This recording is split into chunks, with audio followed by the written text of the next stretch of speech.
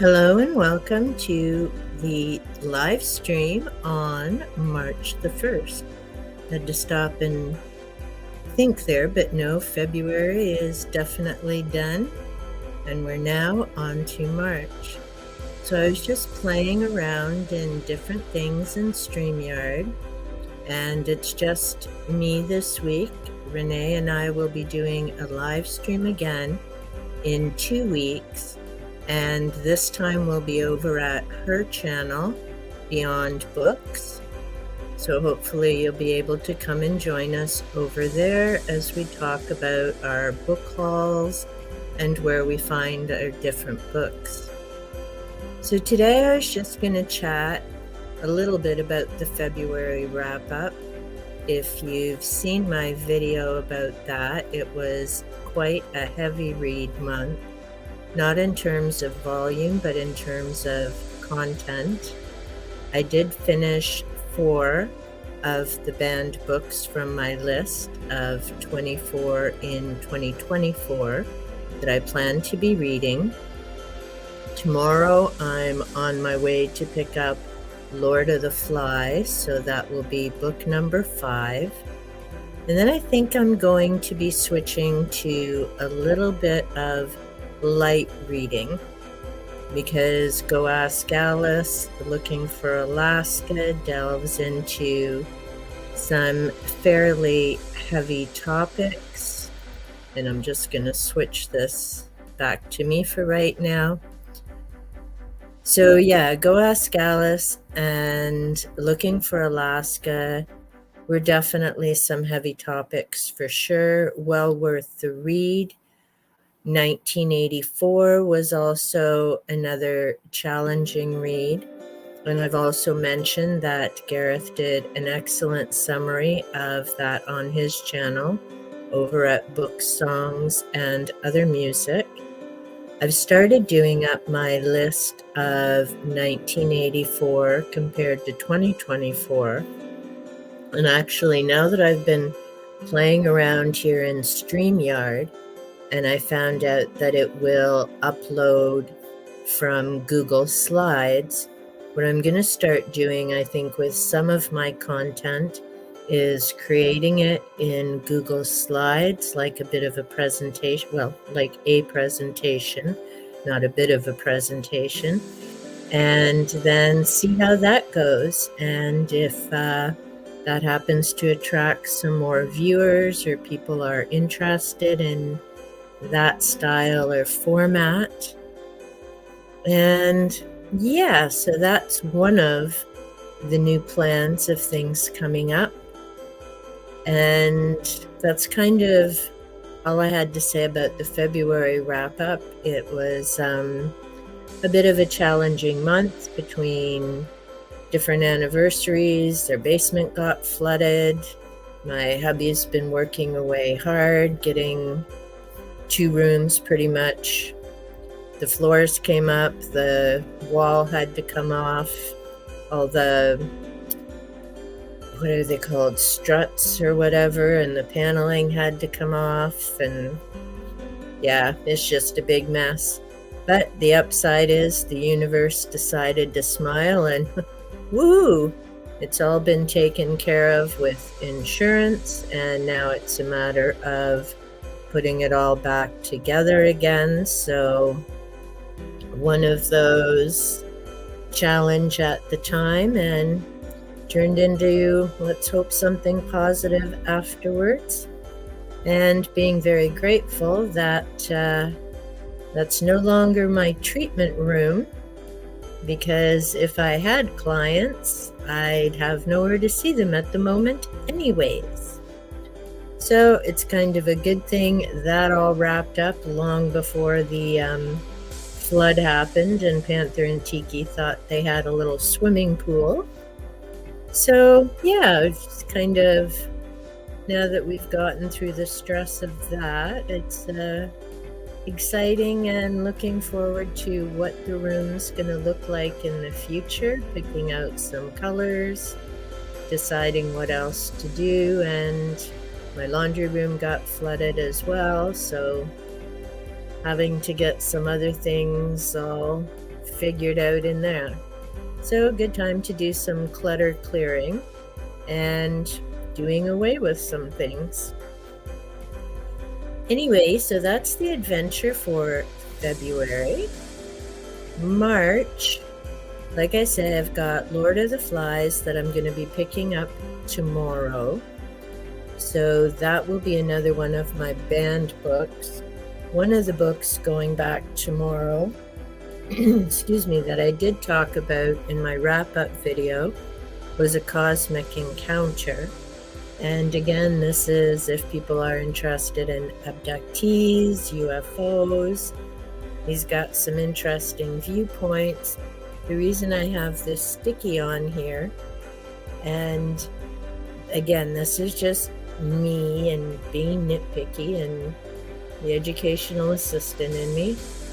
On the one page when he's talking about, I think it's his interaction with the aliens, and he mentions something to do with his waist, as in his physical waist. But for some reason in the book, it's spelled W-A-S-T-E. Seriously? And farther on, I think it's in the section where he's talking about the actual ship and dimensions and things like that. The word's supposed to be either, but it's spelled ether. And I'm just pointing that out because I find it very frustrating. And I get, when you're reading over something and proofreading your own work is never a good idea. But honestly, if you're going to attach your name to something, maybe before you're thanking your editors, you should actually go through and read the work and make sure it's accurate, especially when you're talking about being an engineer and providing technical information. Like, it just, between having and at the start of a sentence, which I really don't get where that became a thing. And as Renee and I were talking in the last live stream, it's been going on for a long time. Colin Wilson, a very famous author, did a lot of mystery novels, that type of thing, and other work as well. And his work from back in the 60s has it. I don't understand what that's about. I was going to mention, so I don't know if John Paul will be coming. So John Paul, if you do cruise by, I think I figured out that whole in his own image situation. Another thing that I did want to mention, because I have been working on my Hoax and Holy Grail, and this is why going to library sales is handy, because this was being removed from the shelves. And even though this is from 1982, compared to some of the other books that I was getting information from, this one actually has the most information. It's about their family, about the spiritualist movement, and a variety of other things. So I just wanted to point out, excuse me, my allergy voice there. So I just wanted to point out that sometimes older books will give us a lot more information than some of the newer books that you can find. So it's handy to double check a variety of different sources. I have 2 more books that I have to finish going through in terms of the information on the Fox sisters. It's been interesting. Some of it correlates and goes together, and then some of it is different dates, and I don't know. And again, this is where the problem comes up, right? I don't know if it was just a typo in one version versus the other version. So I need to check a couple more sources and then decide which of those dates I'm going to go with, and go from there and start putting that episode together. So like I say, hopefully I'll have that up in the next couple of weeks. In terms of my March reads, at the moment I am finishing Around the World in 80 Days by Jules Verne. This is the last book that I needed to finish from the box set that I picked up back in, 2022. And I have to admit, it was kind of a slow start, and I really wasn't thinking that I would enjoy it much, but it's actually, next to 20,000 Leagues Under the Sea, I think it's one that I've really enjoyed. I like the center of the earth, to the center of the earth. I enjoyed that one, although as someone who has claustrophobia, there's parts of it that are a difficult read, so I tried not to get too far into it, as in kind of really immerse myself, because then it would get a bit panicky and twitchy. But the story itself I enjoyed. And Around the World in 80 Days, like I say, at first it starts off kind of slow and you're wondering where it's going to go. But I am glad that I stuck with it, and the pace picks up and different things start happening and connections. So it's quite interesting. On the back, he's got join English gentleman Phileas Fogg and his French valet Passepartout as they attempt to traverse the globe in just 80 days, all in the pursuit of winning a £20,000 bet. Departing from London on October the 2nd, they must return by the 21st of December to secure the winnings, which amounts to half of Fogg's total fortune. Journeying by steamer, rail, and even elephant, the two men will stop at nothing in the pursuit of the prize. Will they make it back to London in time? Packed with unforgettable characters, daring deeds, and exciting escapades, this is one of the greatest stories of all time. Not sure if I agree that it's one of the greatest stories of all time, but it certainly is an interesting read. Another book that I may be finishing in March, because I'm going to try and wrap up some of the different series that I've started. So I still need to read New Spring. This is from the Wheel of Time series by Robert Jordan. This is actually a prequel to the Wheel of Time, so I've kind of put it off to the side. I finished the other 14 books, and I did find them to be an enjoyable read. I'm glad I picked up the series. I did get the mass paperbacks, and I haven't, see, this is, and that could be why you can tell, and I haven't started, but there's really not much space there. So in order to really be able to, you've got to crack them apart. I've noticed, and it isn't all of the books in the series, it was just certain sets. But unfortunately, especially if you have issues tracking, so see, I'm definitely going to have to crack this through to read it. But if you have difficulty tracking, I mean, to try and figure this out with the light, difficulty tracking when you're reading, that's very hard because there isn't much space between them. But this is the last book that I need to finish that series, and then I'll do a quick summary of it. I'm not going to go through book by book. Like I say, there's 14, and they're all quite large. I think the stories vary. Oh, this one's only, let's see, This one's 318 pages, so that's probably one of the shortest in this series. A lot of them vary between, I think, 6 to 8 or 900 pages per novel. And in the back of them, they all have a glossary. So if you've forgotten who some of the characters are and different parts of the story, then you can always refer back to the glossary.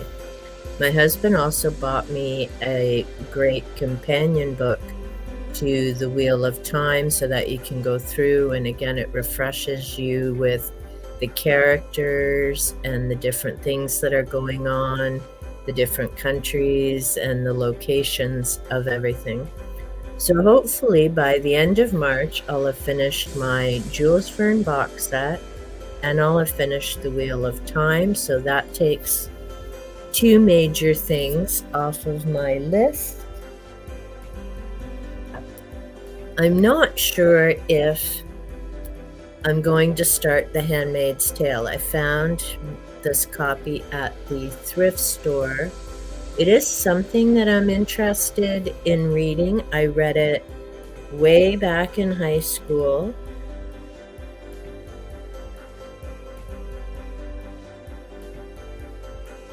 Okay, interesting.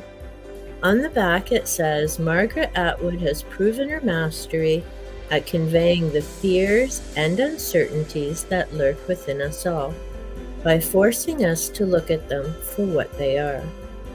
Now in now in a book that is at once mordant satire and dire warning, she has created an Orwellian 1984 as seen by women in the near future. Life in what was once the United States has become a sexually repressed existence in the Republic of Gilead, an intolerant theocracy founded by religious extremists. In a land where today's rhetoric has become tomorrow's reality, a still young woman hauntingly recalls her old life in the 1980s, and with cool-eyed, often desperate detachment, she describes her new identity as a handmaid, enlisted to bear children for the elite.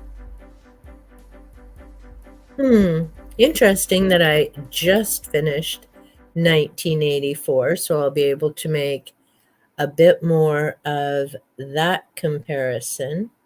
And like I say, it's been a while since I've read it, and reading some of this part about the New Republic and things also reminds me of John Wyndham's The Chrysalids.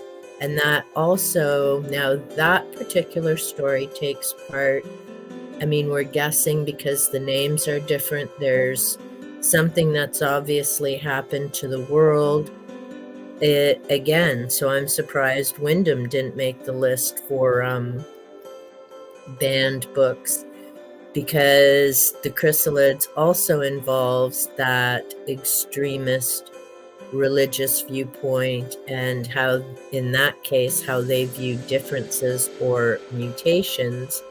And in this case, there's obviously something else going on as well. So, I don't know. Maybe I will, no, see? Even this one, I don't know why. I mean, that text is awfully close together without much space between them for sure. I'm just looking up because I've got Panther currently laying by my feet. Tiki's sleeping up on the cat tree. She's had plenty of mischief for today. So I don't know whether I'm going to be starting with The Handmaid's Tale or not.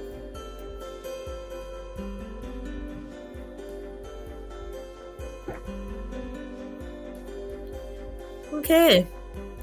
Well, it's just kind of me babbling to me at the moment, it seems. I'm not sure. This is kind of a couple of times now it's been super quiet. I don't think it's StreamYard. I'm pretty sure this must be going on YouTube, so I'm just gonna check. It says that I'm on live, so just gonna see if I actually am or not.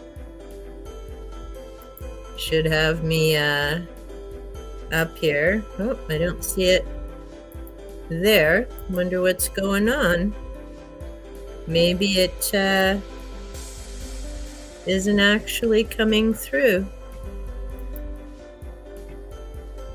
Oh, there we go. Says I'm live. Oh, and look at that. There I am. So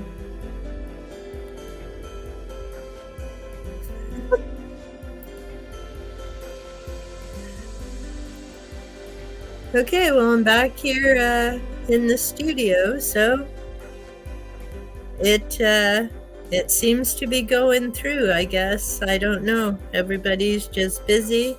I realized afterwards when Renee and I were on, it was also a football game day, so who can compete with football, right? There's a lot of people who enjoy watching football and various sports. I'm obviously not one of them because, like I say, I'd pretty much forgotten that there was even football on at the time. So yeah, I don't know. I've kind of, banned books.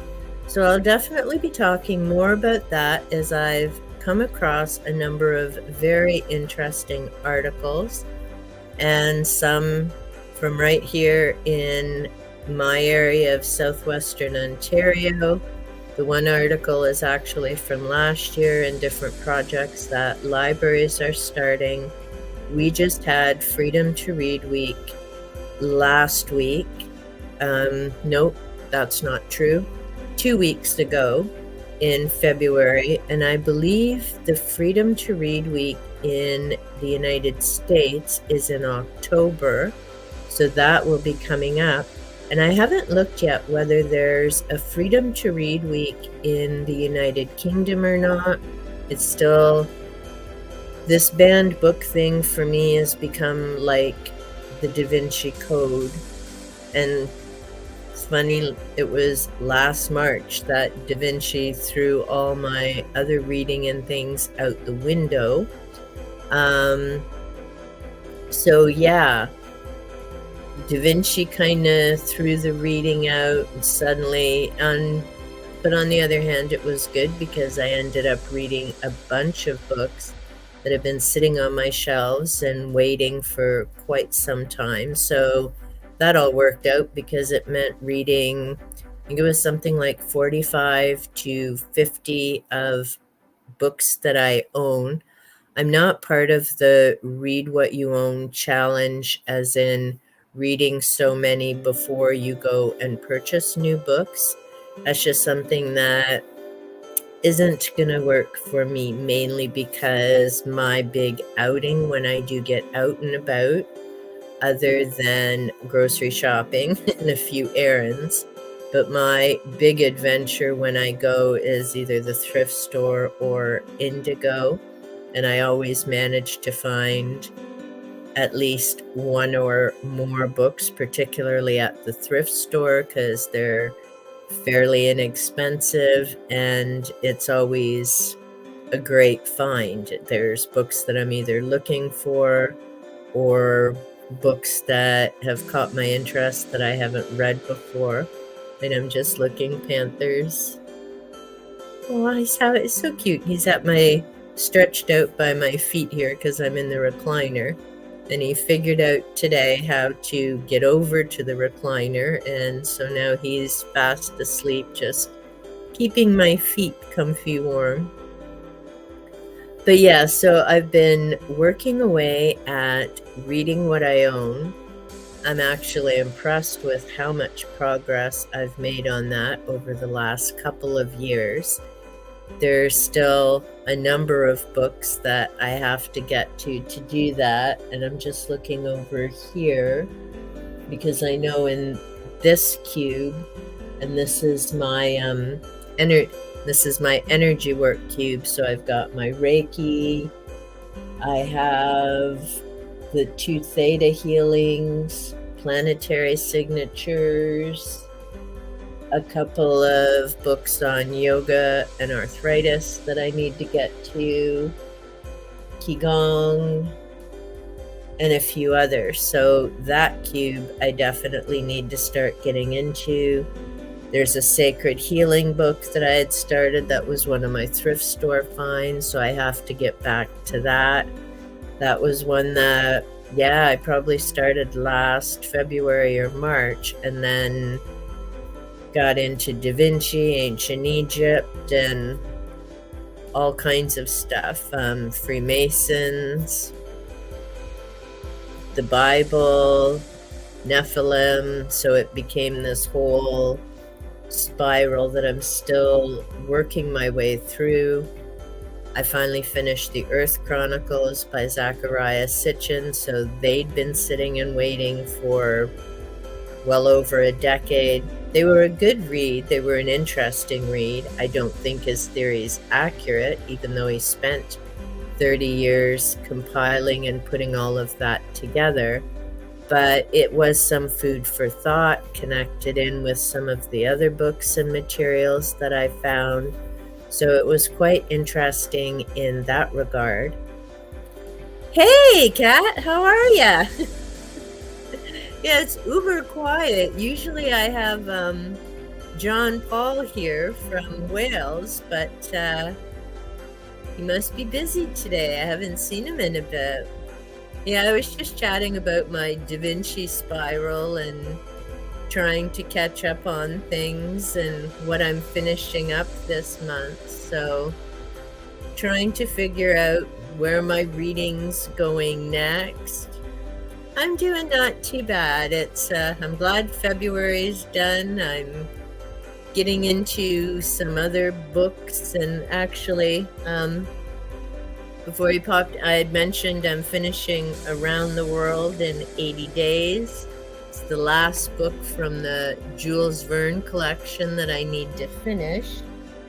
And then, it's handy, I have my bookcases close by. I need to finish New Spring. It's the prequel to the Wheel of Time series, and I finished those other 14 books, but I still need to do this one. And the prequel's kind of like, meh. I already know how the story ends, but then I'm thinking too, Lord of the Rings, and I read The Silmarillion, which actually did help with the story. So I'm hoping New Spring turns out to be the same, and there's some things that maybe will come a little more into place. Whoops. With that. Yeah, it's huge. And to be honest, and if it wasn't for Prime, I wouldn't have I'd never heard of the series before, and it's because they had the 8 episodes come out, and I thought, oh, that might be, sorry, just something I'm interested in reading about, because it seemed, like Lord of the Rings, Hobbit. And when I got the series, I had no idea it was that old. I'd never heard of it, never come across it before. And once I started reading it, it's very different than the series. In fact, I enjoy the books much more than the series. And I may watch the series when it comes on, but I think partly because I'm used to a series being 20 plus episodes. 8 episodes to me is you're just kind of getting into an event, and then you've got to wait for another year, or in the case of this series, 2 years, because there was something with the actor, and I think, no, COVID was kind of done by then, so that wasn't the big issue. It was something to do with an actor, and because so much of the story, like when they do this, they need to have the same actors because it goes back and forth throughout all of the 14 novels, because the characters are also interconnected. They grew up together, so they end up having memories and then talking about where they are now. Yeah, see, I started watching Rings of Power, and it was kind of the same thing. Is it seemed interesting, but 8 episodes to me is, I don't know if I want to invest my time into getting to know characters for 8 episodes and then put everything on hold in terms of that series. And I mean, part of it too is the momentum, right? And I'm not sure why it's so different with it streaming versus TV, because I mean, they're still doing productions and things. So I don't know why an 8 episode season, other than they don't have to pay the actors as much. But you know, why they cut it down to 8 episodes and then that's it for a while, because it really isn't, no matter how good the writers are, it really isn't enough time to get to really dive in and get to know characters and explain all the different things that happen. But with Wheel of Time, and I'm not gonna ruin or spoil anything, but the one big difference is right from the get-go in the Wheel of Time, they had Perrin married. And yet in the series, in the books, I don't think it's until book 5, could even be book 6, before Perrin gets married, and it isn't somebody from his village. So I mean, there's already a huge difference. And I'm trying to think, there are different things, like when Rand and Matt, they don't end up going with the whole group to Tarvalon. That's a whole separate journey between a number of them. So yeah, I enjoyed the way the author, Robert Jordan, laid it out. I didn't realize that he had passed away before he finished writing this series. So it's actually another author who wrote, it might have been it's either the last 3 or 4 books. My series is downstairs. I bought the mass paperback set. But what I was also mentioning, and I don't know about you, I find this a bit of a bugaboo, but in the mass paperback set, they don't really leave a lot of space in the margin to see the text, so it's really kind of hard to track. You pretty much need a bookmark or something. Yeah, I agree. It does feel like a cliffhanger for sure. And then you end up having to wait all that extra time, like I say. And I don't know, maybe they figure there's so many other channels out there. All we have is Prime, because I refuse to be nickel and dime to death with, oh, it's only $5, and I'm not getting 5 to 10 different streaming channels just to watch something now and again. And we tend to watch a lot of our DVD or Blu-rays because we bought some series years ago, or movies. Some of the series we've watched a few times, so we've taken them back to the store and gotten cash for it. So that was kind of nice. Like, I'd watched Buffy from beginning to end, knew I wouldn't watch that again. Babylon 5 is another one that we'd watched a couple of times, and I watched that when it originally came out on TV, so that was nice. And so we traded that one in. I'd seen Stargate from beginning to end. I think we had a few seasons of Supernatural, but now you can get Supernatural on Prime, so it was like, why hang on to those? But I find that I'm really getting more into the books and the reading and booktube. And I'm gonna have to have a little notebook next to me when I start watching the booktube videos, because I keep me oh yeah, I need to remember that author, which then of course I don't, and then I have to remember the video. So I figure if I have a book with a little notebook and pencil beside me as I'm watching, then I can jot down the different way to in and cancel. Yeah, we used to have Netflix, and I can't remember why it is we switched. I don't know if it was price that we switched to Prime or what happened. Just gotta grab a drink. But yeah, we used to have Netflix, and they had some good shows. And but yeah, I just find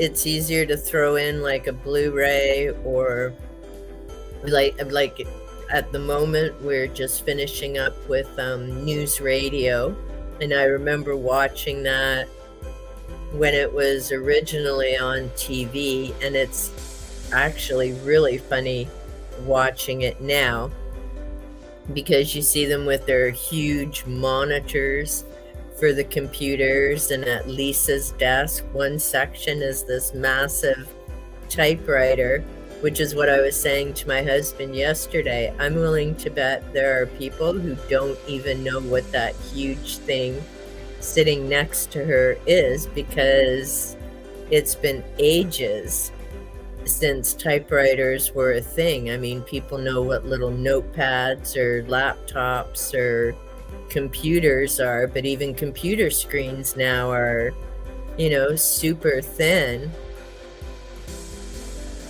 Yeah, it has Dave Foley, who is Canadian. Yay, Canada.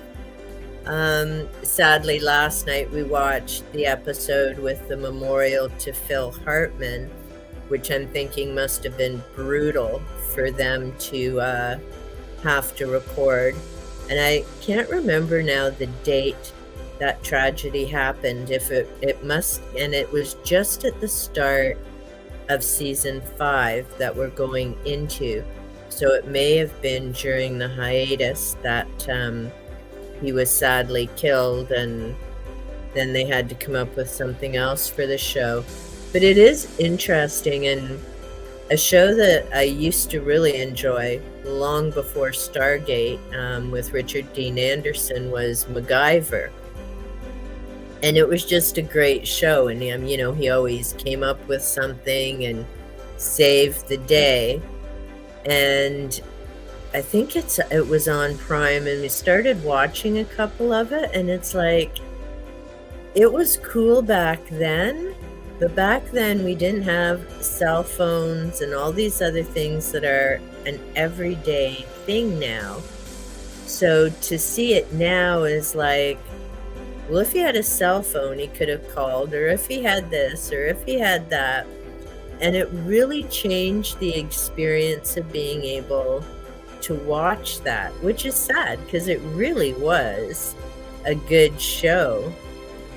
And yeah, see, Mythbusters, and because I worked in schools and the kids loved Mythbusters, and some of the classes I was in, science and a few of the others, would show different episodes of Mythbusters, because they're a great teaching tool, right? The kids enjoy watching it, and it makes the point about, whether this is realistic or not, and that type of thing. So yeah, I remember Mythbusters for sure. And because I also worked in elementary, not just high schools, Bill Nye the Science Guy. I mean, I hear that song and I'm just like, oh.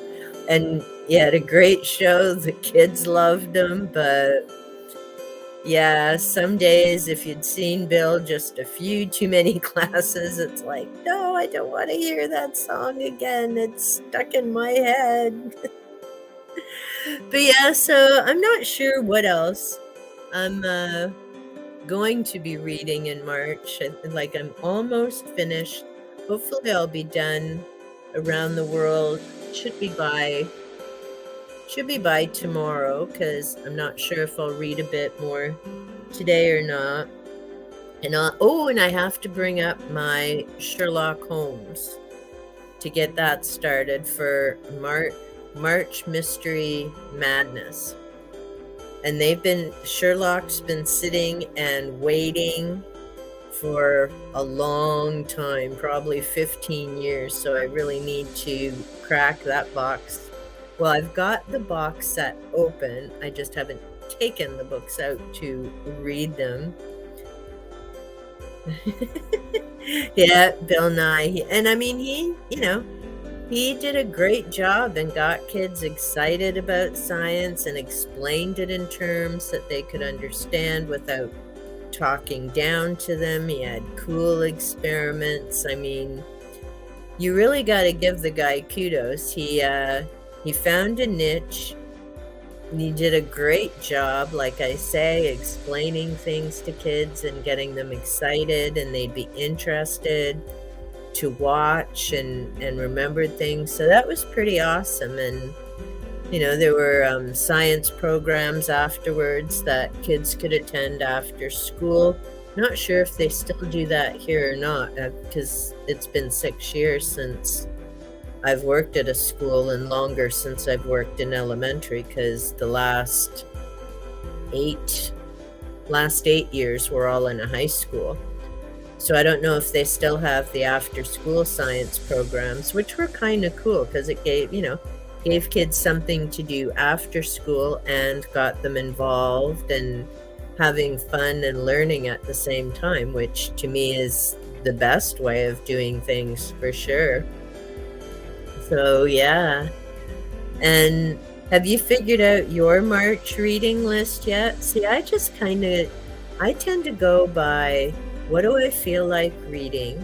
I mean, I have my overall goal for the 24 and 2024 with the banned books, but I've got the whole year to kind of pick up and choose those different books. Beyond that, I don't, and then Sherlock this month with the mystery. But other than that, I tend to go by what do I feel like reading, or what am I currently interested in, because I love, reading about crystals and chakras, and I enjoy fiction. Actually, that might be another thing I do. I've got 2 anthologies, one of horror and one of suspense. So I might get to those, partly because they both have short stories by Bram Stoker, which I'm very interested in getting to. Because one book that I have is called Voices from the Vaults, and that has a short story by Bram Stoker called The Judge's House, which I'd read years ago, and it's super creepy and well written. So I'm curious to read what these other short stories are by him. There's also short stories by the author of Carmilla. Oh, thank you. my little blue flashies. But Sheridan Le Fanu, if I'm saying that right, he has short stories in there as well. And I think there are a couple in there by Edgar Allan Poe. I know I just read The Telltale Heart from something, and now I can't. And I've got his massive, I just want to see, because Panthers decided to join me, and he's laying underneath. So I don't think I can grab my Edgar Allan Poe book right now, but it's sitting right down there within reach. And that's another one I need to get to. I've had that collection for ages. And the 2 stories that Telltale Heart, I remember. There's another one, and I can't remember the name of it, but it's the guy that gets bricked up in the wall. Yeah, can't think of the name of that one. Yeah. Yeah, I don't want to upset the kid. It's funny. I've done live streams for a couple of months now. Um, and this is the first time he's decided to hop up on the chair with me and lay along. Yes, thank you. The cask. So those are the two Poe stories that I know the best, or that I'm the most familiar with. And I actually just, is it this year? Maybe it was the end of last year. I'd have to check my book because I wanted to read the Dunwich Horror again. That's Lovecraft, and that was the only HP Lovecraft that I've read before. And so that was a good read, and I managed to find a copy at Indigo, and it was on the discount table, so I didn't end up buying the Lovecraft collection because I wasn't sure that I would really enjoy it. I haven't read much of his work, and I remembered I liked the Dunwich Horror because it was creepy. I read a lot of that kind of stuff when I was in my teens, so the Dunwich Horror, a lot of Stephen King. Yes, I'm that old, so it's when Carrie came out. It's the first Stephen King book I bought not long after it came out, and I'd been reading him right up to Dolores Claiborne. So I really enjoyed his writing. I enjoyed Dean Koontz. The older ones, I haven't read any of his newer stuff. I think the last Dean Koontz I read was The Watcher. So it's been quite a while, and I'm way behind on Stephen King. I just, oh, nice. Now, was it a good collection? 50 cents is like amazing.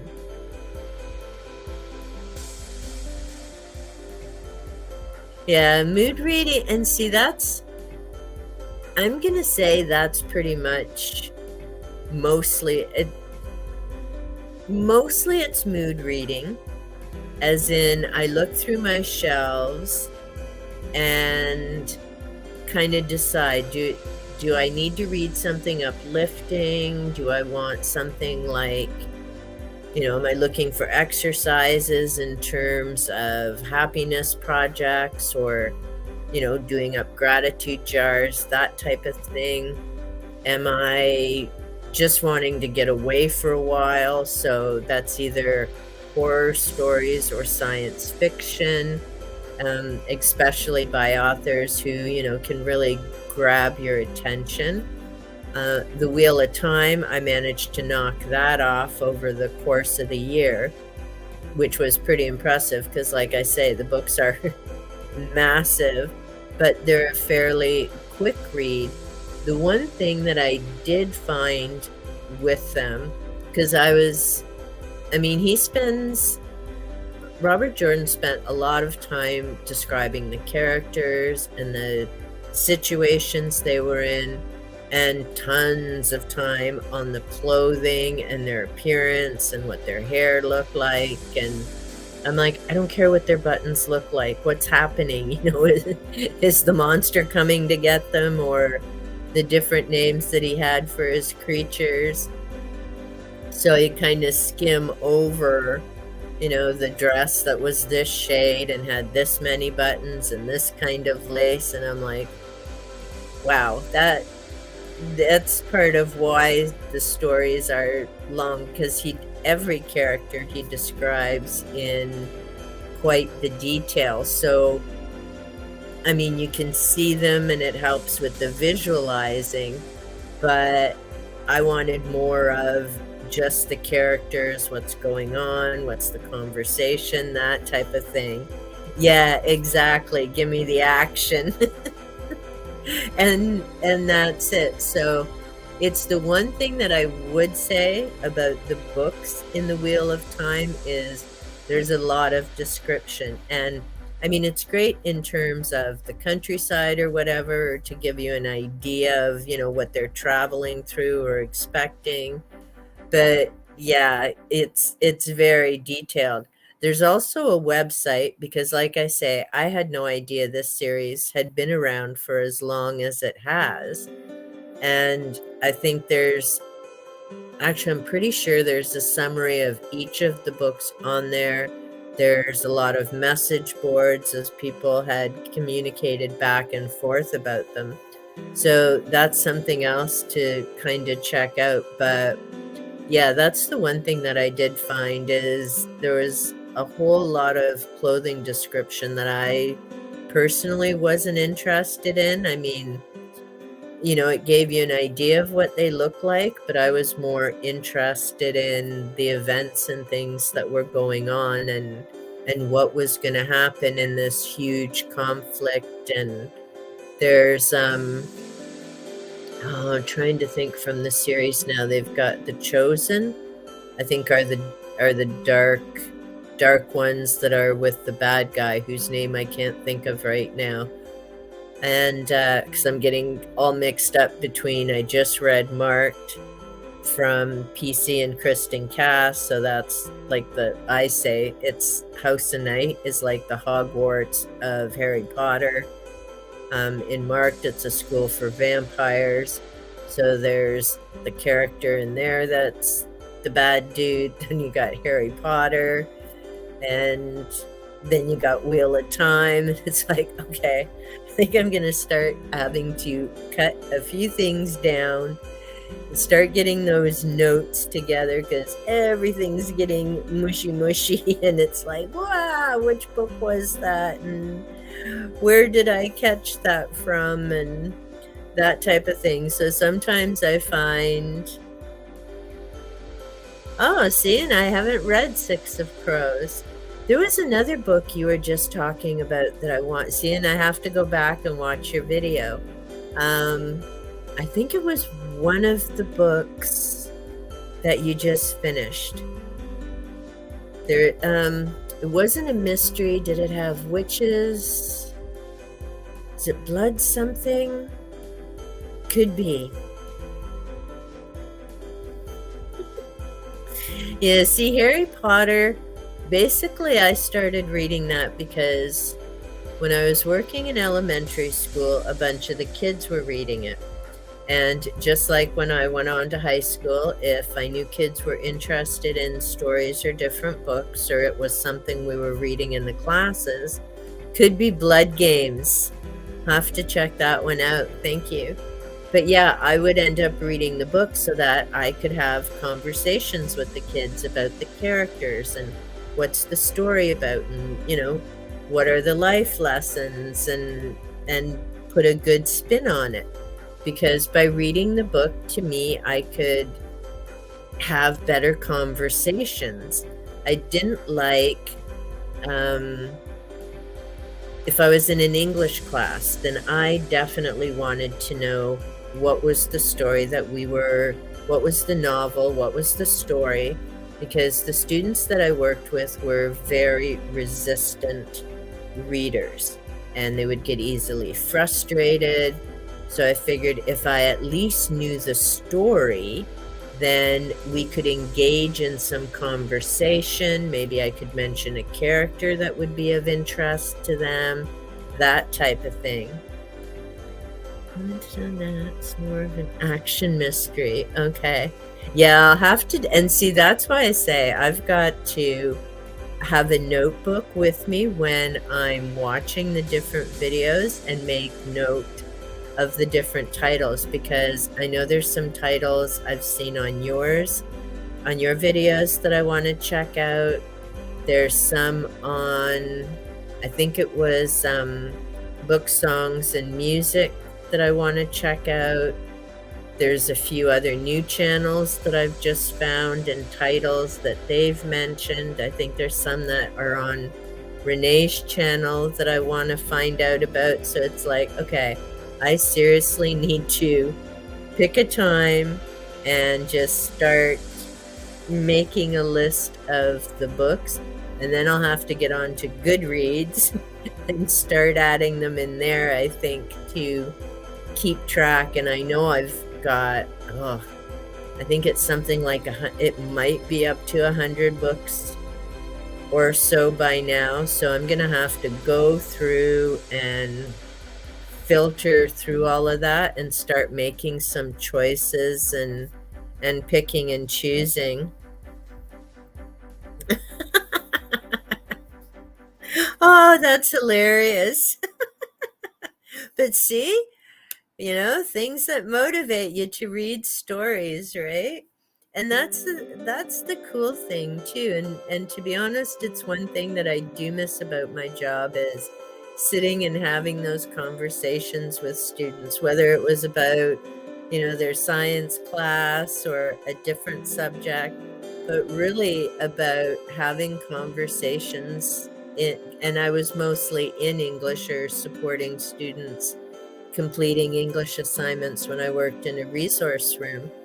And, just being able to sit and talk about the characters. And it was great because, like I say, a lot of these students were resistant readers.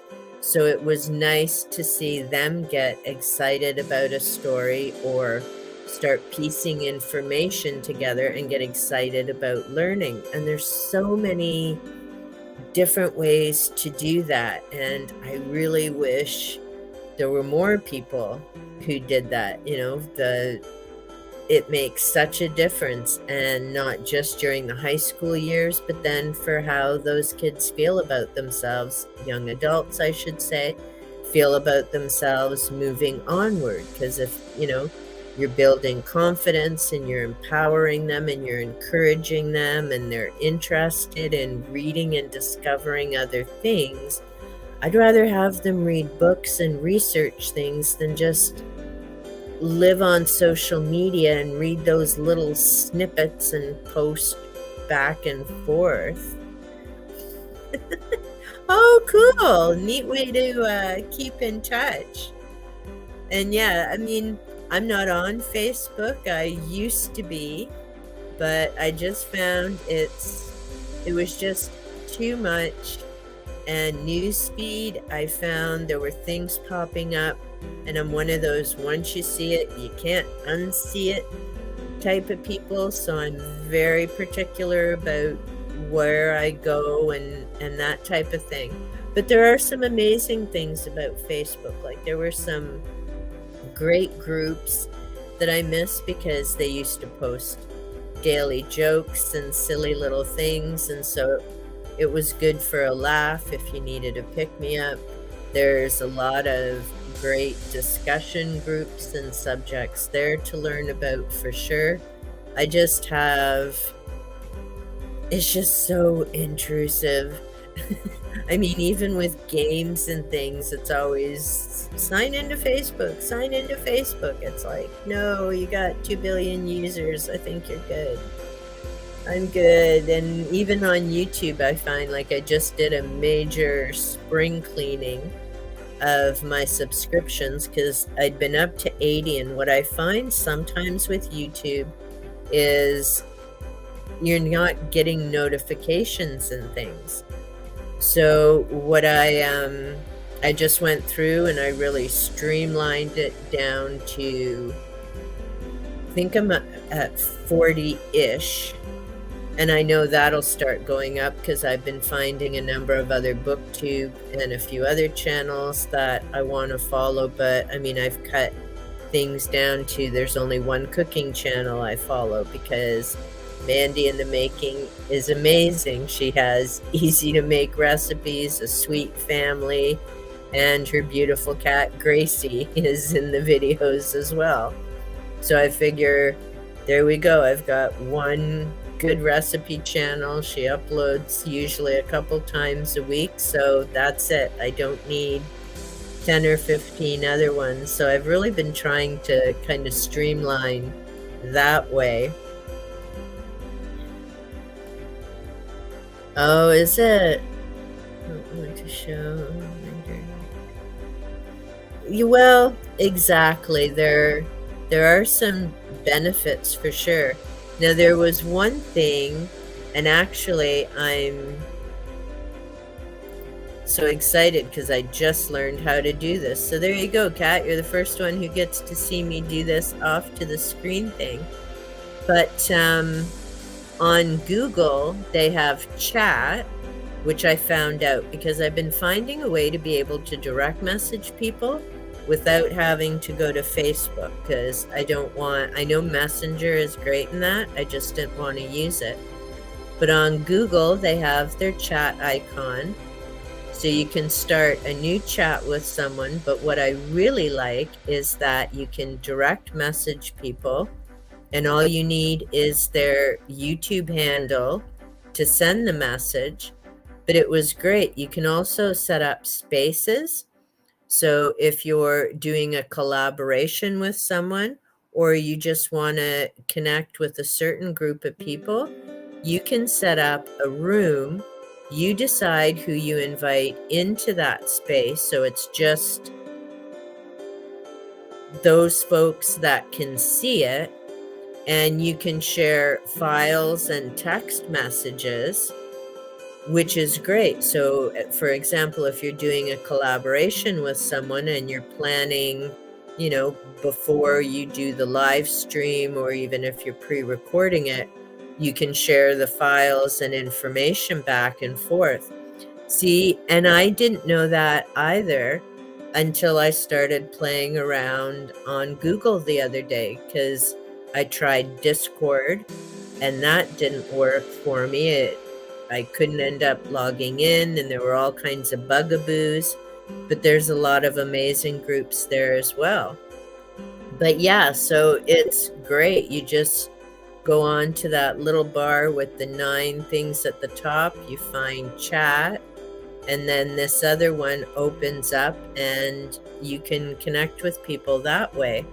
So I thought it was great, because and I'm hoping to, and I'm going to promote that a bit more with my viewers as well, because a lot of you, not all viewers, myself included, have Facebook or Twitter or Instagram and Reddit and all these other ones.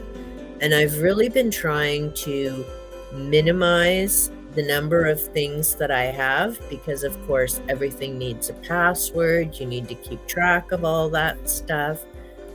But when I realized that Google had that available, it's like perfect, because my viewers already have a Google account, or they wouldn't be on YouTube, because you're logged into both of them at the same time. So that way your viewers could message you, or like I say, if you're doing a collab or just connecting and make friends with people on YouTube, then you can just keep in touch that way if you're not both on the other type of a platform.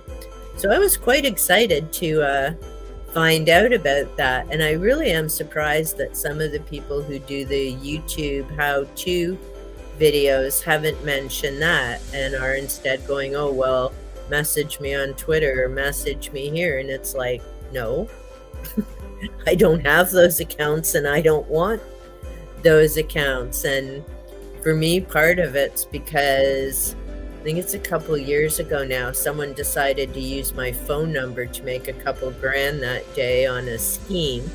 So I ended up changing my phone number. And then I ended up having to spend the next day going through everything and updating that, because now so many of the things have that 2-step verification, which, ta-da, involves your phone number. So there I was, spending my morning on the computer having to go through and get all of that stuff done. And it's like, no, I don't want to go get all these other websites and have to keep doing that. Hey, there you go. I could. Don't know if anyone will watch. My views and things are kind of low, but we'll see someday. I mean, I appreciate the people who do watch and stop by and leave comments, and that's where I'm trying to stay focused. Sometimes it would be nice when it was time to upload a video if you didn't have to go to studio and see numbers, because it can be a bit disheartening. But on the other hand, I look at where I was a year ago, and it's definitely a lot different than it was. Sorry, here, I can mute Gotta love those allergy things. But I keep trying to remind myself it's a lot better than it was. My viewing hours are massively up. Videos are a bit easier to make. I've learned, I mean, StreamYard, I think this is my third time using StreamYard. I'd just done regular YouTube before, using their webcam for lives. So, I mean, I've learned a ton of stuff. I'm glad it's been slow growth because there's so much to learn about. But sometimes it just gets a bit disheartening when you see some of these videos like, "Ooh, I've been here for a year, and thanks to my 10,000 subs, but I'm not sure if YouTube's really gonna pay me what I want." And I'm like, holy crikey, people! I'm like, 2 year, almost 2 years, and crawling to 200, and you're whining about 10K. Exactly. I 100% agree with you on that one. And that's it. And I had said to my husband last night, trying to figure some of this out is like a short trip to Crazy Town. Because, and I'm not saying my videos are like, ooh, spectacular, I should have 10K subs. And to be honest, I'd be happy once I hit 500 if I ever make it there. And congratulations, by the way, Kat, on getting to 500 plus. That's awesome and a huge accomplishment for sure. But yeah, trying to figure it out, because I've got, I watch Nick Nimmin and a few other people, and I even spent during my week off. Oh, you're very welcome. I think that's great. Just have to get a drink.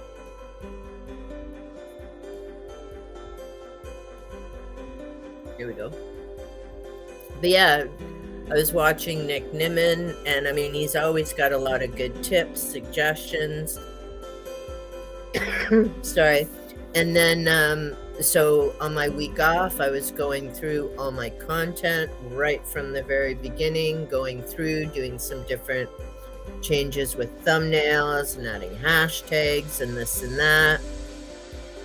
And then when I was uploading today, I'm like, and the numbers are going down. It just cannot figure this out. And I go through the videos, and it's not that it's any one particular one has done any better. It's funny. In my first year, I think my biggest one was when I did a review of The Alchemist by Paulo Coelho. I think I just said that right. Renee was telling me how to say it, so I have to keep practicing it. And then nothing for ages. Somehow that went over 100-something views, and then it just all leveled off again. And yeah, when I've looked through the top videos, well, there's my meteor, but it was a plane. There's some book hauls. There's some of my gardening videos. There's some of my kid videos. And I'm like, I have no clue. I mean, I know, and I am so grateful that the people who watch it leave comments, hit the like button, come back. Because I do know I have over 45 plus people typically in a month coming back to watch content. So I know they're out there. I know they appreciate and enjoy what I'm doing. I'm having fun doing it. And I mean, I was thinking about that too. When I first started, it would take me a morning to record one video, because I'd stop and start. No, I didn't say that right. No, that's not enough information. Like it would take me 3 flippin' hours to record one video.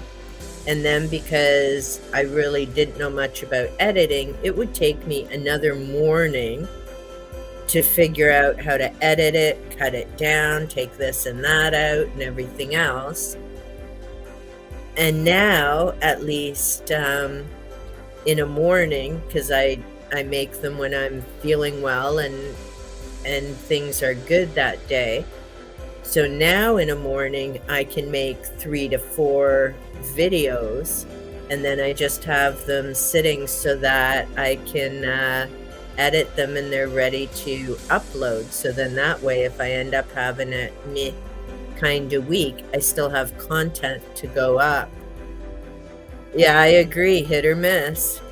Couple have about 100. Nice. Let's be on the same here. Have 2. Yep. There you go. I agree. 2 views. Oh, there goes Panther. 20 after 2 years. Yeah, see, and again, so it's so hard, right? Because you really don't know.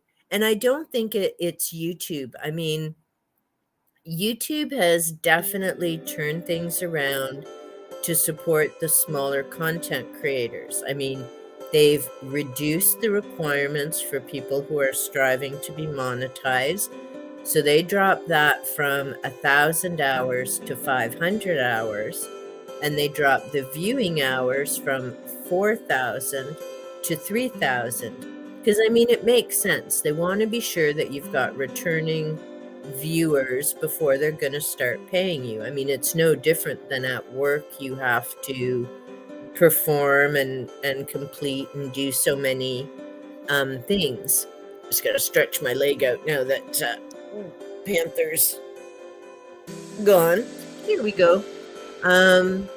So YouTube really is, I think, striving to try and help the smaller channels more. I mean, that was a huge change. I feel bad for the people who had to reach the 1,000 and 4,000 and then watch that change in a week. But you know, YouTube's made a lot of changes in terms of what it takes to be monetized.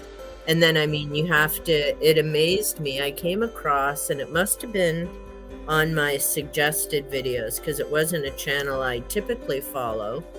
And it was someone complaining that they had been demonetized. And unfortunately, what happened was they hadn't uploaded anything in 3 months. And again, there's so many things to keep track of with YouTube. And so they weren't paying attention, and they didn't notice that there's the requirement now not just to have 3,000 viewing hours, and that has to be maintained every 365 days. But you also have to upload something at least I think it's 3 videos in 90 days. So they were complaining that they'd been demonetized. And I'm like, if this is your job and you're getting that income, you need to be paying attention. You know, if you're just doing it for a hobby and it doesn't matter, and you're not worried about the numbers, or the numbers don't kind of, you know, kick in the nads, then that's different. But if this is kind of your livelihood and you're expecting that income, then you need to keep up with all the different changes in what's allowed, what isn't allowed, and all that type of thing. And it can be overwhelming sometimes. And that's why I say I'm glad it's been slow growth, and I appreciate the connections that I've made. I mean, there's a few people I've met in different spots, and, you know, forming and developing those friendships, and, you know, getting the shout outs and making those connections are nice. So there's a lot of good things about the experience. And I think for myself, because I don't tend to get stuck on the numbers, like I say, it's sometimes it'd be good to just kind of do that. Because if people are enjoying my content and benefiting from it, which I know they are, or they wouldn't be returning or leaving comments, then that's it. Like, I don't need 100 comments. Yeah, I don't know. It's just, I think sometimes I look at some of these people who have thousands and thousands of subs and they're whining and complaining, and it's like, give me a break. It's like, yeah. Aw. Yeah. There you go.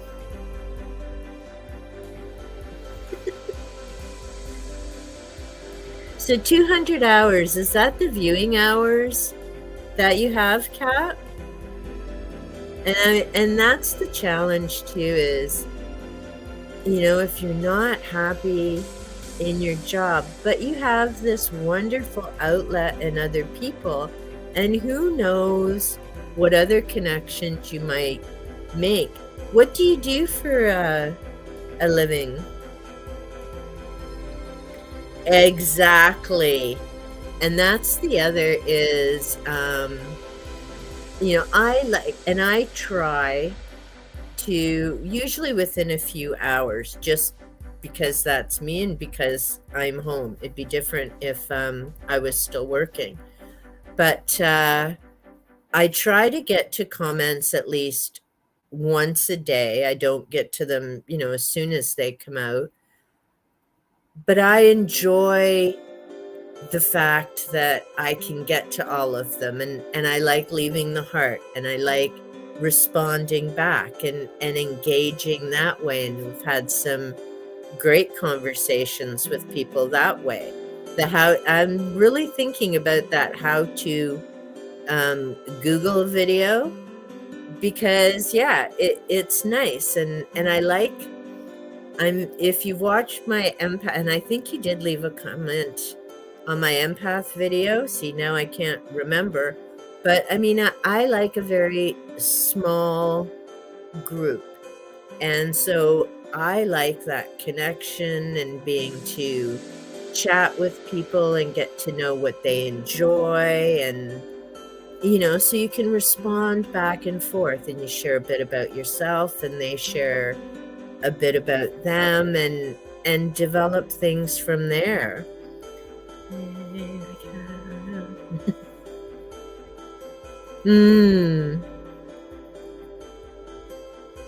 Well, there you go. And hey, half is better than none. And I mean, I can relate, because some of the schools, it was wonderful. I mean, I basically went in for the students, and by the time I was leaving, the last 2 buildings I went to was like, you know what, if I make friends, that's wonderful, and have people to do some social time with. And if I don't, that's okay too, because then, you don't get caught up in some of the other drama. But exactly, you have to have some that can keep you in a good, happy place, and connect with them for sure. And that makes all the difference, and finding, a way to make the job fun. And that was my big thing too, is as long as I could have fun, then to me it was a good day.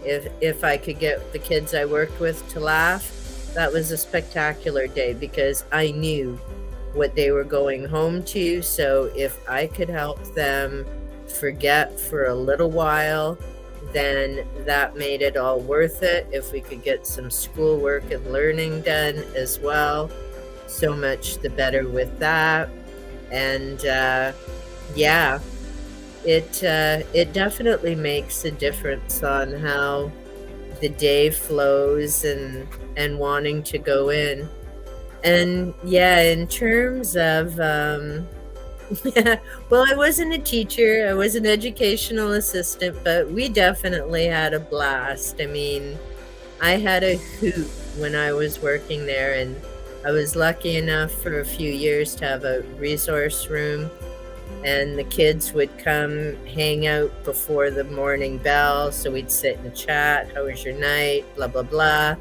They'd go off to their classes. I'd see some of them throughout because I was also involved with assistive technology. So kids who had laptops provided by the school to support their learning, using programs like Kurzweil and DragonSpeak, so programs that would read to them or that would dictate for them, and helping them just understand some of the assignments. And then at the end of the day, I had bus duty, which was hilarious because I'd get all these hugs goodbye and get to see everybody off on the buses. And I mean, it was my job. It was how I ended my day and part of my hours. And it wasn't until several years later, because of course I didn't just stand there twiddling my thumbs waiting for the buses to go. I'd chat with all the kids. How was your day? Yada, yada. What books are you reading? Movies, this and that. So I got paid for social time, basically. And, if something came up, then I'd have to deal with it. But it was hilarious because one year I was just out there and I was chit-chatting and something came up and I was chit-chatting and I said to the kids, "Oh, hang on, I need to go deal with this." And they're like, "Why? Your day is done." I'm like, "No, my day isn't done. This is part of my job." And they're like, "Really? We thought you just came out to hang with us." I'm like, "See, apparently I'm good at my job. You didn't even notice I was out here and working."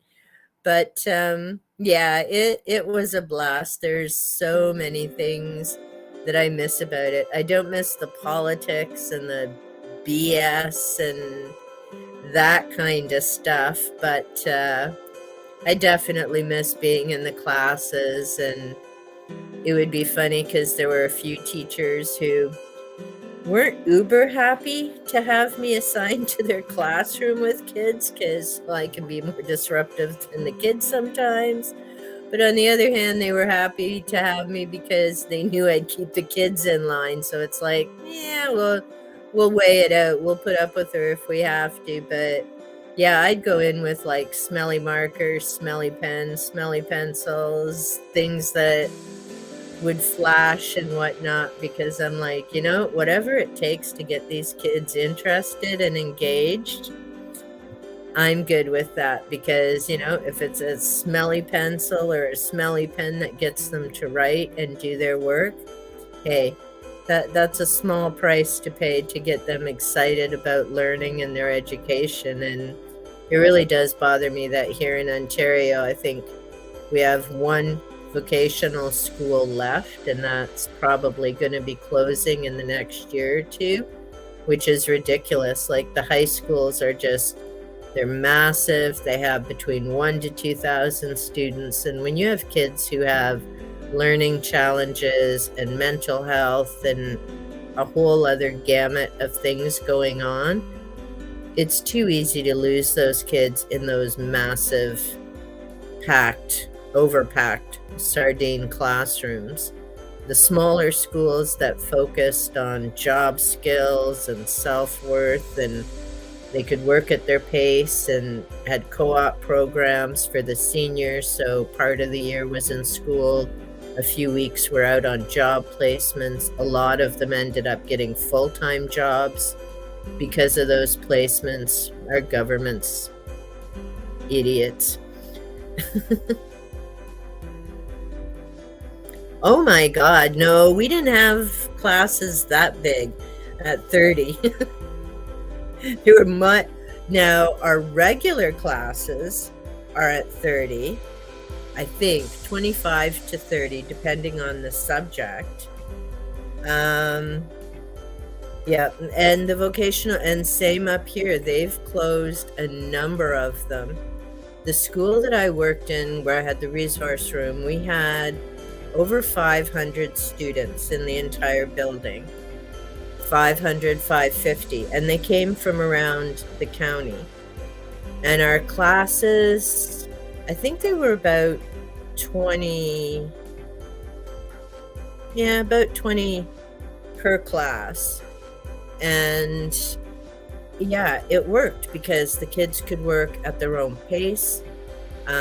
We had all the trades, so we had hospitalities, we had baking, welding, mechanics, woodworking, horticulture.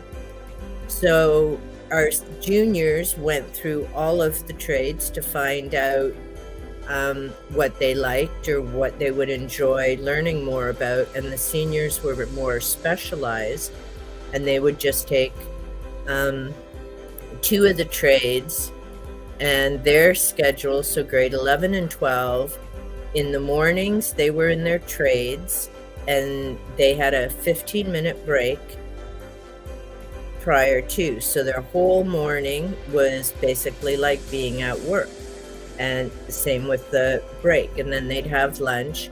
They'd go and do their 3 academic classes in the afternoons, and the juniors would go through their trade classes. So seniors were basically on the lower floor, which is where all the trades were in the shops.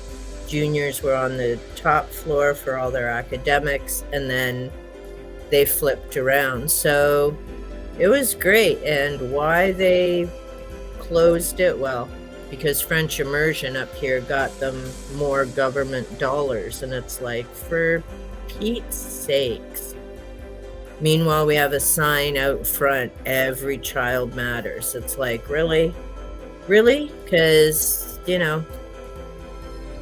I'm pretty sure some of them are getting lost in those massive schools, and that's nothing against the staff in the building. There's only so much you can do, so much you can notice, and not everyone's about building rapport or has the time or gets to know the kids that well. And it takes a while for the kids to get to know people too. So the nice thing about being an EA is you could work with the same kid from grade 9 up until grade 12 and graduation. Whereas for teachers, they might just see a student for one semester if they signed up for their class. So yeah, it's and I agree about the thing with trades. Ooh, cosmetology was another class that we had.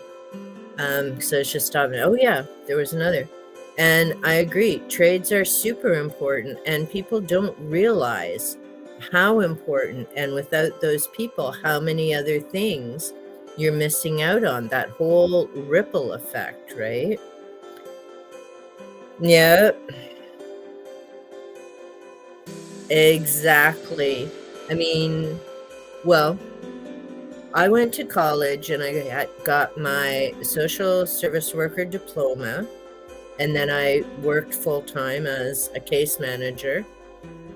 And then years later, while I was working full-time, I earned my degree in psychology, because supposedly that was going to mean more pay, except where that was going to mean more pay ended up being closed by the government. Thank you so much, a-holes.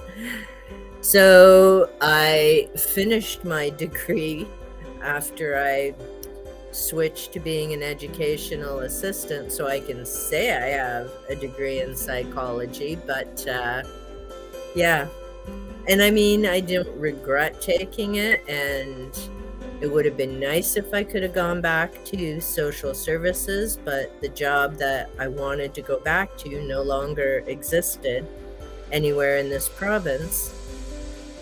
So yeah, I have a lot to thank our government for. Let's see, the job that the job that I've been doing and that I was going to eventually get back to ended up being wiped out from the province.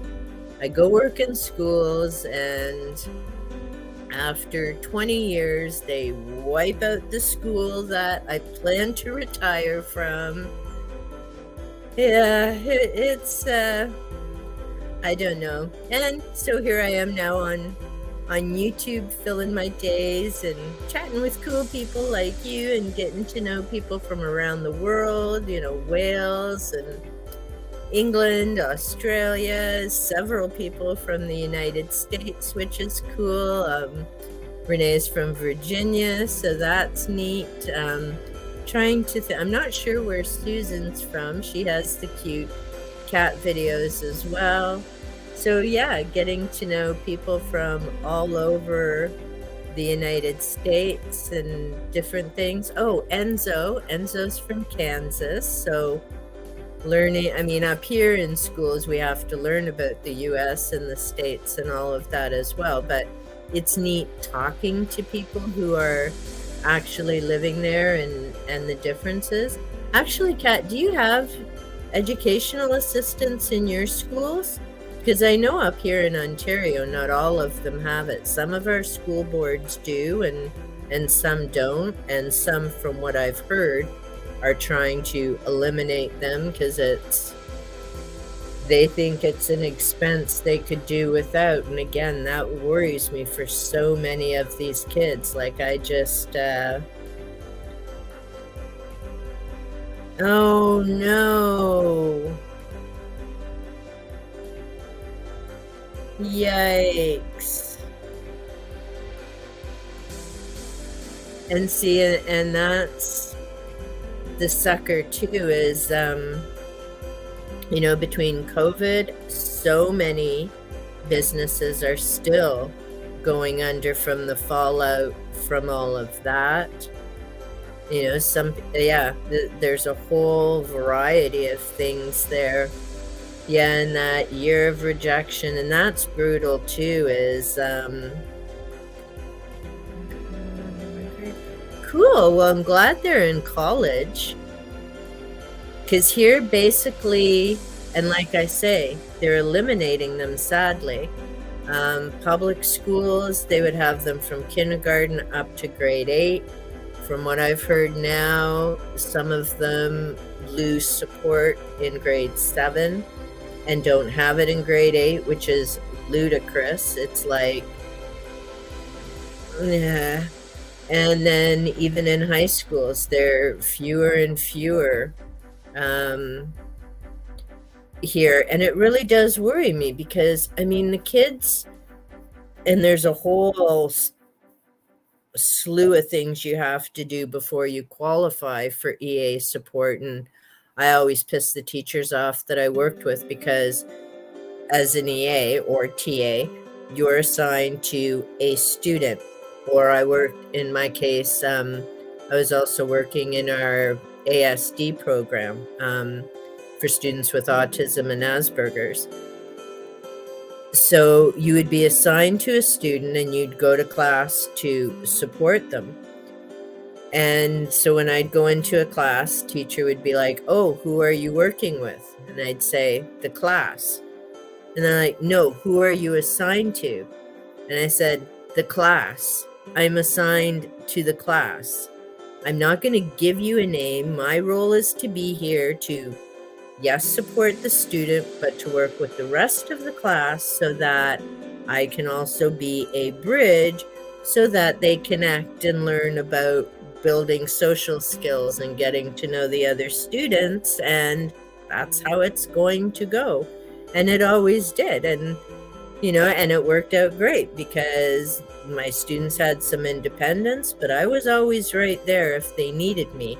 And Lord help anyone who would screw with one of my kids. But, I'd get to know the rest of the class and pull in my students. So we'd do assignments and group things together. Because to me, by role modeling, getting to know other people, I knew my students were watching me and listening to me, and it just made more sense than, oh yeah, I'm just working with this kid and the rest of you are on your own. Yeah, that would be a very specialized skill.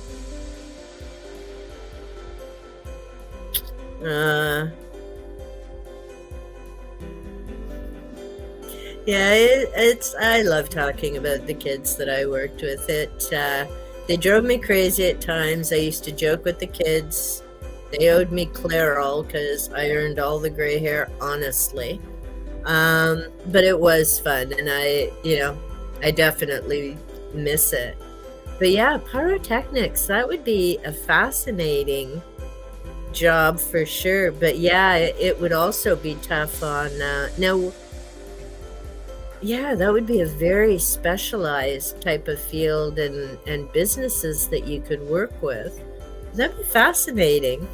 I mean, I love them, and although now that's fireworks, right? I'm thinking,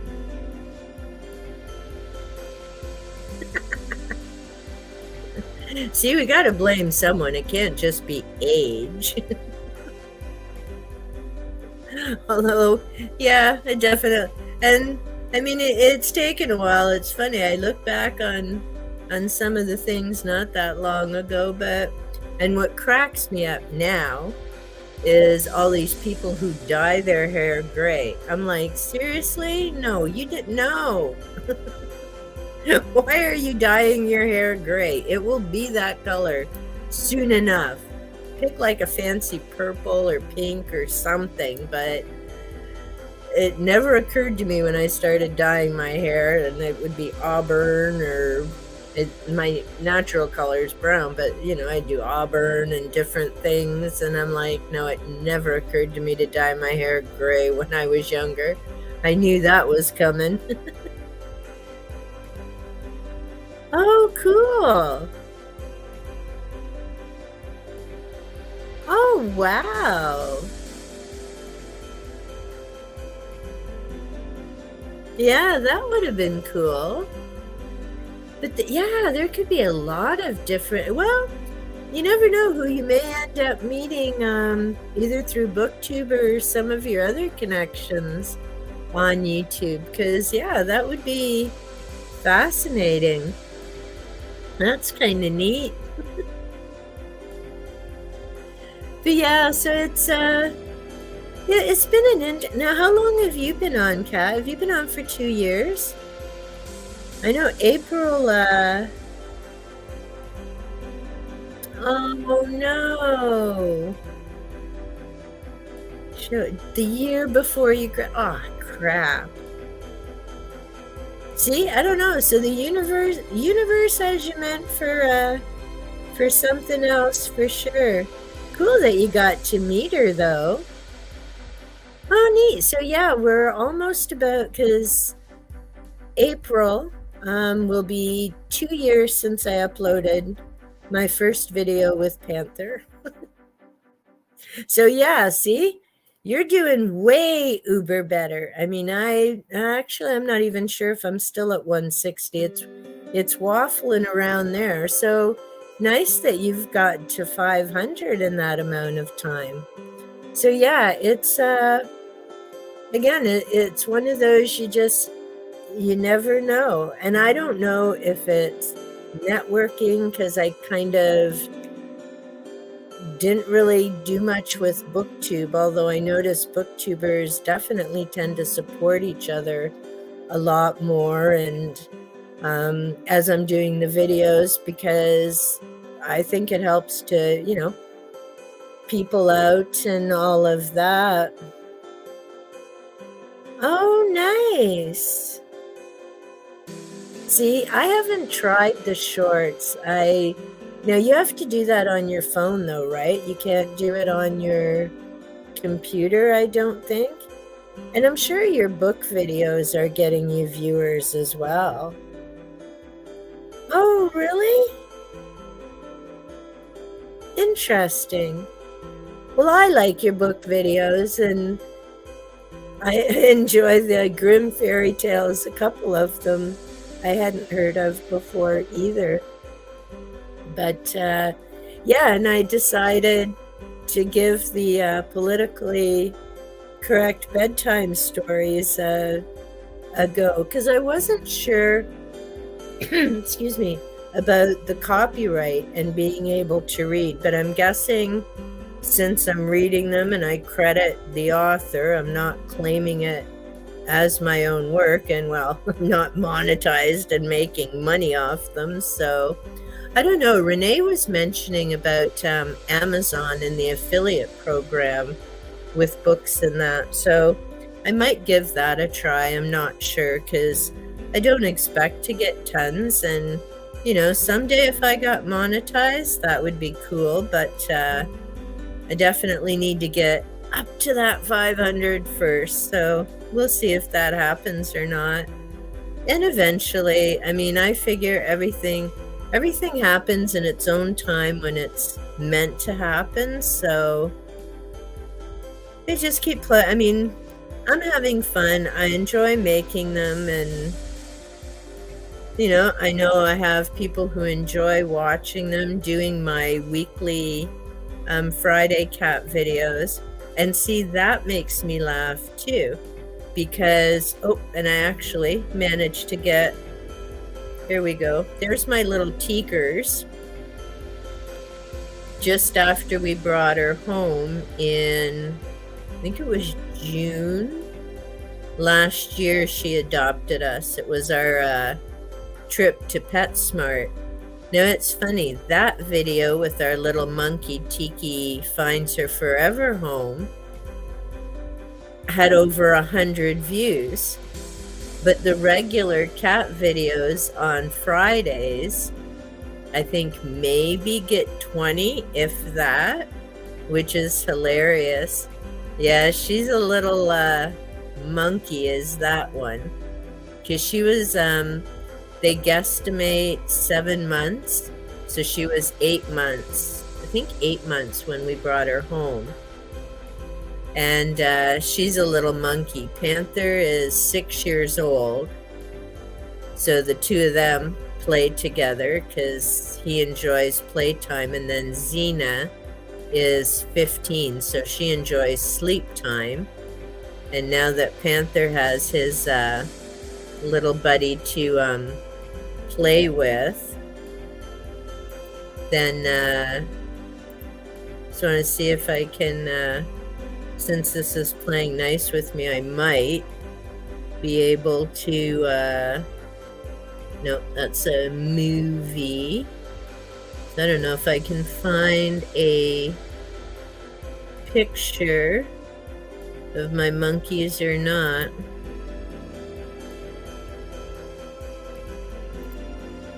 I don't know if this will, because they're, oh, hey! Do you want a comb?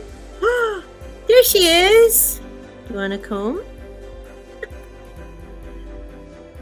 Do you want a comb now? No, you're not going to talk. She's such a character. Oh, that little streak must have been.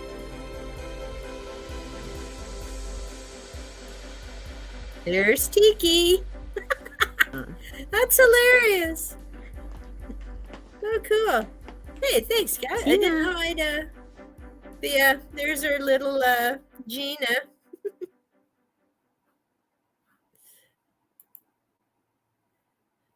So that's a hoot. Look at that. I finally, oh, yeah. When I pick up my, phone, it's crazy. I'll try and get like the cutest picture of them, and then I have my video all set to go, and then the little stinkers are gone. It's like I just got this set up. Let's see if oh,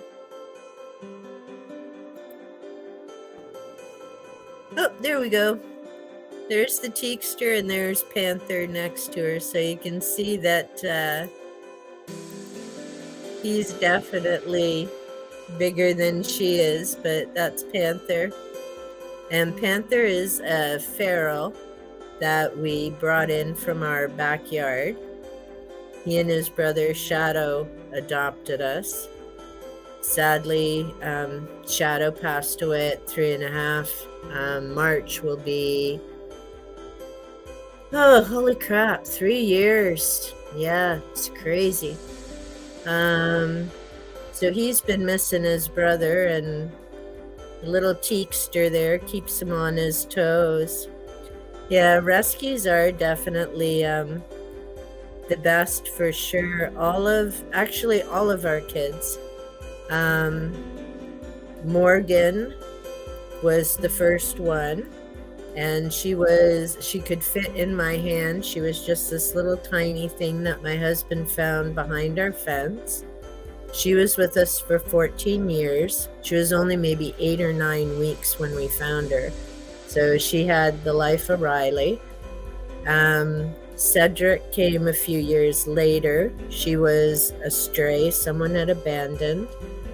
She had her kittens in our basement, so we had Ghost and her sister Xena. And then a few years later, Shadow and Panther came in. They're part of the feral colony that we have. And then Tiki is the first one that we actually adopted, not from our backyard. Usually they just come in from the back. Aww. Yeah, it's a cute name. Yeah. So yeah, that's our fur kids. Before them, we had 2 dogs, and we had the one Storm was my white boy. He was a little Eskimo Spitz, pure white. And then we had Wolf, who had the color of all the Pomeranians, and he was with us for 15 years. And then when I got married, I had my first boy, Cass. He'd been with me for 4 years. He was also black with a little white spot on his neck, and he was with me for 14 years. So yeah, we've had kids that have come and have left us, but yeah, I wouldn't trade a minute with any of them. They brighten the day, and you always know where you stand with them, and they're just so much unconditional love that they're so sweet. And yeah, and sadly, Cedric and Ghost we lost in 2020 to cancer. So the universe decided to be an asshole for about 8 months. Took Ghost, took Cedric, and then took Shadow, and touch wood, thankfully, we've been good for now. So hopefully that continues for several more years. But anywho, well, I've enjoyed the chat. Thank you so much for stopping by. I appreciate it, and it was nice learning a bit more about you. And I need to catch up on your live stream from last week and find out, because for some reason when I saw the notification, I was thinking the chat was happening Saturday. I didn't see it until after, and so I'm like, oh yeah, cool, I'll be, and then I'm like, oh crap, it was yesterday, I missed it. So that made me sad. So I need to sit and watch that tonight. Aw, I love Little Man. That's what we call Panther, and we used to call Shadow. That's such a cute thing. Okay, cool. Well, I will definitely keep an eye out for that and try and pop by. And hey, thanks for coming by and keeping me company. I appreciate it. I'm not sure why the Friday afternoons have gotten as slow as they have, but maybe I'm going to have to mix it up and try a different time of day. I don't know. I'll have to wait and see. But anyhow, well, thank you so much, Kat. I really enjoyed this. And hopefully I see you tonight if you give it a try. And if not, we'll catch up soon. Hey, send me a DM. We'll catch up soon. Happy reading. Take care.